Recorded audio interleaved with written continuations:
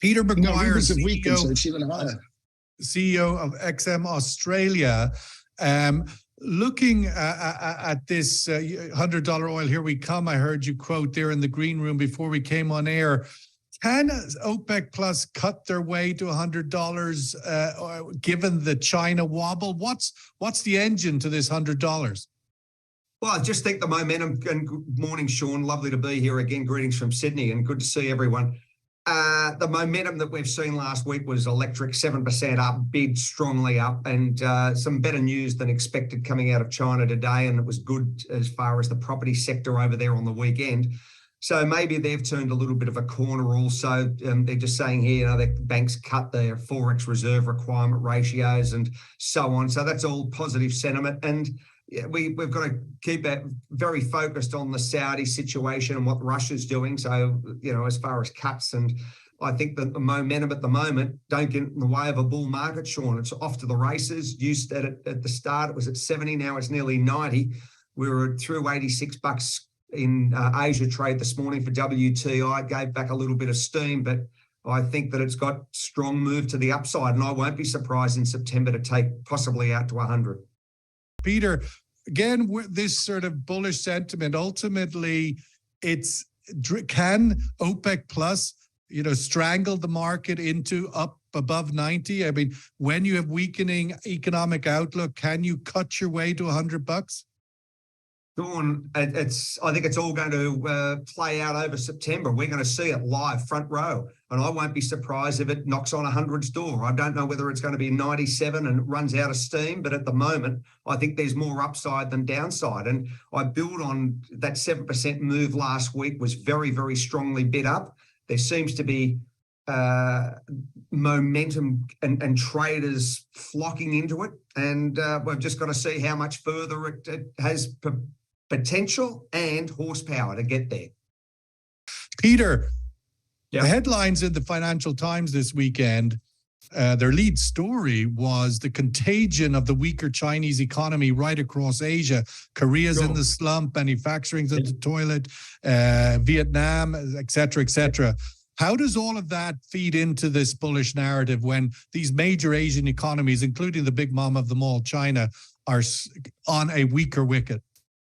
Well, they are on a weaker wicket, Sean. I've made reference before as far as that was just a weekend of positive sentiment coming across the property sector due to regulatory change and some of the actions that the government took in the last matter of days.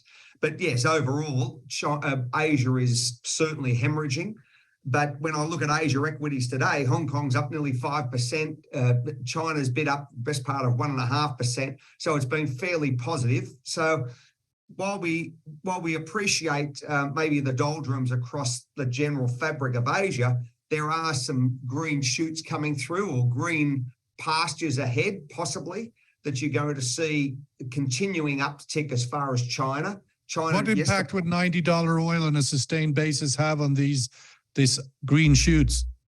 I don't think it's a good sign at all, and I think it's going to hemorrhage a lot of people because of policy that's going to come from central banks. As far as the inflation story, we haven't looked at that part of it yet, because higher energy prices are going to cause one thing, and one thing only, is going to be inflation. And we understand what governments are going to do with that is to raise rates. So we may not be anywhere near the end of a rate cycle, but could actually see an uptick again come October or November from the Fed and other associated central banks. If you were the Saudi oil minister making this judgment about rolling the 1 million into October, would you be taking these into consideration? I mean, happy with 85, go to 90, and you killed off this green shoots. I mean, do you think it's something he would have to bear in mind, or it's a no-brainer? He keeps his pedal to the metal.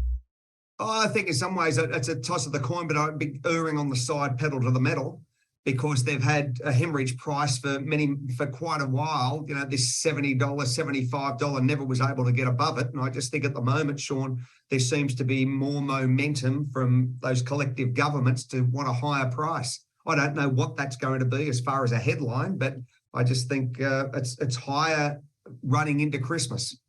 I made reference also the BRICS nations. That's going to be fascinating how that all plays. Peter, we have a question in the chat room about the fact that a reminder, and a notable one, thank you, Palava, that oil prices were above $100 for 4 or 5 years in the 2011 to 14, and the global economy seemed to be able to digest it. And so the thinking is, why not again? Exactly. And, when you look at that, Sean, you're post GFC, and that was the biggest wind down since probably the Depression.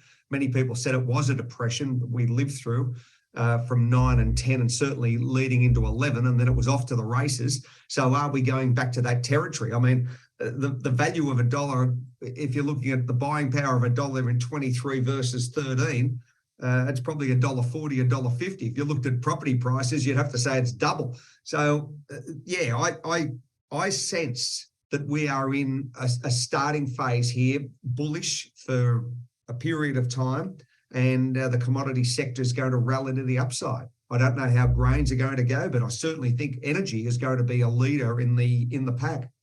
On that, just coming back to the specifics of the direction of travel over the coming months, I mean, one of the key factors does seem to be whether China can get some kind of stimulus going. I mean, it's muttered a few things, but there's no big bazooka so far. Is more spending a bazooka, or it's just like pushing on a string? It has no further impact given the debt levels and the sort of the credit crisis that they have in their property market. Where can a bazooka stimulus come from in China? Well, Sean, it's got to have some government backing as far as these big developers, that they don't go underwater. And so the bondholders, there's got to be a rescue plan all the way across it, because if, like anything, a contagion starts, you've got 120 international banks that are holding the debt. One man's equity is another man's debt. And you've got 160 domestic banks in China that are also holding the fabric of that debt. So it's if it unwinds, it's going to be messy, ugly, and everyone's going to get hit. So I think that's where they've got to just band together and kick the can down the road. I don't know when settlement day is, but at the moment, they don't want it to implode.